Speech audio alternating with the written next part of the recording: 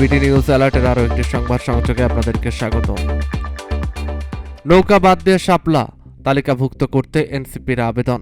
প্রতীক হিসাবে নৌকা বাদ দিয়ে শাপলা তালিকাভুক্ত করতে নির্বাচন কমিশনে আবেদন করেছে জাতীয় নাগরিক পার্টি এনসিপি।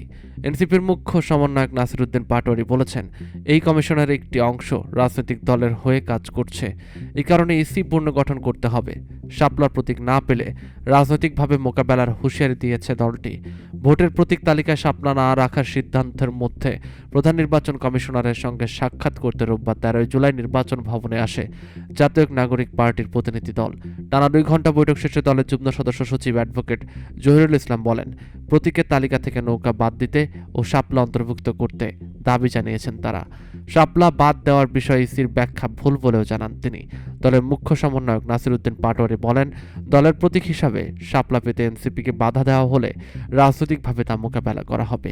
নির্বাচন কমিশন আইন পরিবর্তনের পাশাপাশি এই কমিশনকেও পুনর্গঠন করতে হবে, কারণ কমিশনের একটি অংশ দলীয়ভাবে কাজ করছে।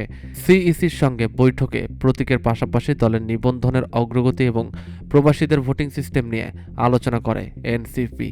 এছাড়া আলোচনায় এনসিপির প্রতিনিধি দল নির্বাচন কমিশনের তালিকা থেকে আওয়ামী লীগের নৌকা প্রতীক বাদ দেওয়ার দাবি জানিয়েছে।